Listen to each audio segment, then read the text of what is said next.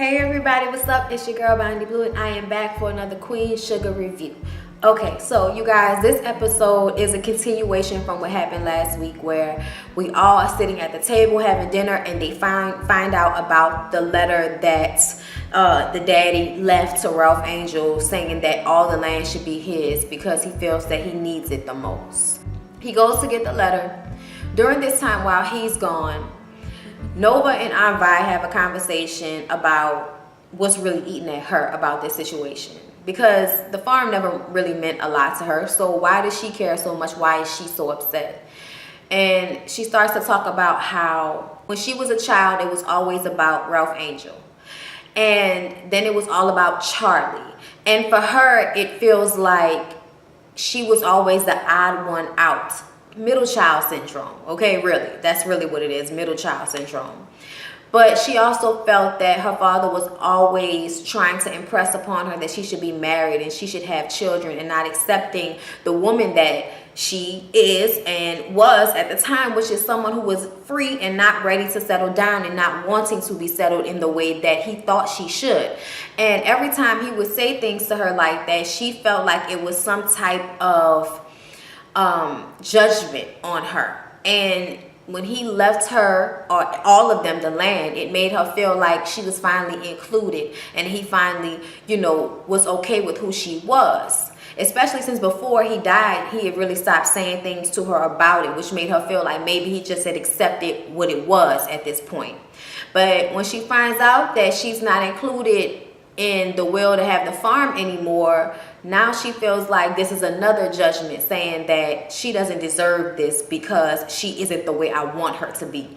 And that's some painful shit to feel, especially when your parent is dead and you can't talk to them about it. That's some very painful shit to feel.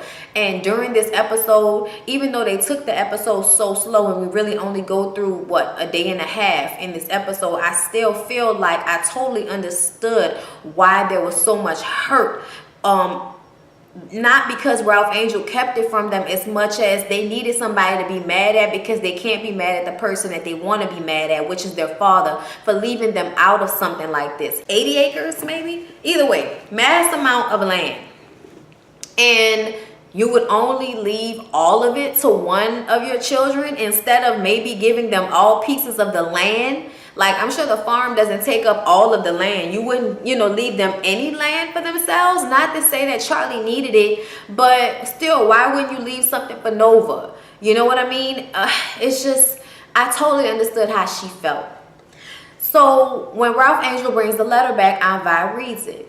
And she reads it out loud, and it says how he wanted to leave it to Ralph Angel because Ralph Angel needed it the most, and he needed to feel that he had a place in this world. And he also thought that giving him something of ownership, giving him something of great responsibility will force him to step up as a man. And the thing about that is Ralph Angel, even though as a man has stepped up, does not have the legal or financial capabilities at this time, I feel like, to really run the farm on his own. I feel like he needs his sisters, and that's why it happened the way it did. But of course, Charlie and Nova start to twirl this narrative around that maybe Daddy wasn't in his right mind when he wrote this letter. That's why he never, gave it to his lawyer. And I feel like Anvi said maybe he held the letter in the box because he knew that the time wasn't right for Ralph Angel to have all of that. Maybe that's why he wrote it intending to put it in there, but maybe felt like it wasn't the time yet, and that's why he didn't send it to the lawyers to have it certified. But either way, it doesn't have to be certified. If he left it, it's legally binding, if the court decides to look at it. And of course, Charlie can get some good lawyers to fight it, but I'm hoping that they won't take that route with it. I really hope that they wouldn't take that route with it, and I don't think that they are. At some point, Charlie gets a phone call from Remy back at the mill that there's a farmer, Mr. Duval, who needs to grind some cane and is in a tight spot. And she wants to do everything legit, paperwork, money, and everything. And Remy is like, I'm vouching for him. And she's like, he needs to do everything legit. We are under a microscope right now, fucking around with the Landry. So I need to make sure everything is on the up and up. And she made them, you know, fill out the paperwork. So she goes back into the dining room and asks Darla to go and make sure that everything gets done and they get the paperwork. She is her assistant. Ralph Angel does not want her to go. He don't want her to go because he feels like if she leaves that they're going to gang up on him. And I'm like, I don't know if you know, but she's only there in spirit. Okay, she can't really say anything about the situation, and she can't move anybody and making any decisions. The only thing she can do is aggravate the situation. And as a grown-ass man, why do you need your woman to sit at your side so you can have an argument, conversation, whatever you want to call it, with your sisters? Okay, as a man, you should be able to stand up on your own 2 feet and hold your own ground without your woman being there. And at some point, I feel like even though Darla was like caught in between them, and there was you know, this going back and forth with if she was gonna listen to Ralph Angel or listen to Charlie, at the end of the day, she needs her job for her well-being, not just for his. And just because it's his sister does not mean that that's what she's gonna do. She leaves and walks outside, and he goes outside with her, and he's talking about he can't believe she doing this to him. And she's like, I'm not doing this to you, I'm doing this for us. We need money and I need my job. And let's remember, the reason why I don't have my job is because I came here to clean your cane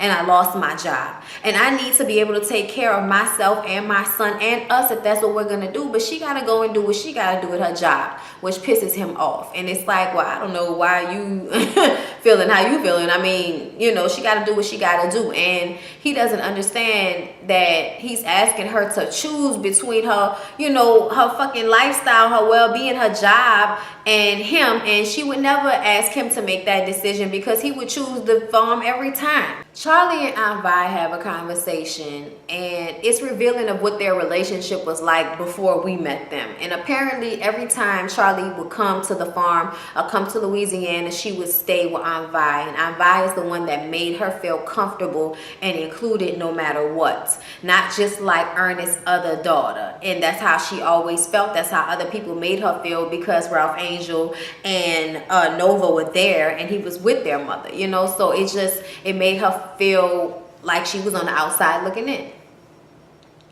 And to have Aunt Vi be on Ralph Angel's side no matter what, and all of the fighting and talking about him, it makes her feel like Aunt Vi is now there for him and not there for her. And she's going through a lot. She's going through the divorce. She's going through a lot of things. And even though she puts on a front like she's so strong, this is difficult for her. And she wishes that she had somebody to fight for her the way Aunt Vi fights for Ralph Angel. So Aunt Vi apologizes to her, and we see her fight for Charlie when Charlie and Ralph Angel have their conversation, okay? And she's like, okay, let's just talk about real shit. How are you going to fund and actually run the farm without my help? Please tell me. I'll do it. I'll figure it out. I'm a man. I'll figure it out. Like, nigga, what? So because you got a dick and some testicles, that means you're going to be able to figure out this terribly hard situation, especially when some chick behind the counter just saw your face once again, knowing you robbed her other store that she was working at. Like, that shit can very much pop back up, Ralph Angel. So for you to be so gung-ho about you being the only owner of the farm, I'm feeling like you're not being smart about this at all. And they're trying to convince him that he needs her help. Charlie even at some point is done with being self-righteous and upset about it, and more so like, just let me help you. And he doesn't want her help. He doesn't want her help. He wants to do it on his own. And I'm like, all right, nigga, if it's going, you know, how the cookie crumbles. You saw how hard your daddy worked. And that's because he didn't have help. You have help. You have an opportunity to make this flourish and work by just accepting help from your fucking sisters. Like, and I mean, she owned the mill now, so she helping you either way. So they go home, and the next morning, Davis brings Micah back to the house. And as soon as he gets there, he leaves to go see his girlfriend. But they have a conversation because he brought her an ice cream maker, something that he made her take off their wedding registry all those years ago. And it's a cute scene, and it's starting to look like something might spark between them again. Like, not something romantic, but even just some niceties. You know, they have no niceties right now. They're not trying to play nice for no reason at absolutely all right now, especially not Charlie. So in this moment, to see her be, you know, grateful and actually have like this tender moment with him, And then she says, you know, I have to be honest with you, because she has to ruin the moment. I talked to a reporter who was doing a story on me, and to deflect from one story, I gave him the exclusive on our divorce. And Davis completely loses his shit, because he feels like, why is it that I have to watch everything I do while you go out here doing fucking interviews about a divorce without talking to me first? So he's pissed off and he storms out. I'm like, well, this gonna bite us in the ass later on, ain't it? Nova goes to talk to Aunt Vi. And she says she looked at some records and found out that at one point Aunt Vi owned the farm. And she wants to know what happened there. Apparently Aunt Vi owned the farm back in the day. And her and Ernest fell out because she wanted to be with this guy, Jimmy, who was abusive, alcoholic, drug addict, asshole. But when she's a teenager, it's attractive. And he just knew the guy was not good for her and protested to her being with him. But she insisted on moving into a house on the land and, you know, getting married to him. And the relationship was abusive. And she hadn't talked to Ernest for years when he moved to California. Well, he moved back and went fishing with Jimmy. And when they came back from fishing, Jimmy packed his bags and left. And in the divorce, she paid off her house. She sold the land to her brother, and she also bought Jimmy out of his portion of the land that he received when they got married.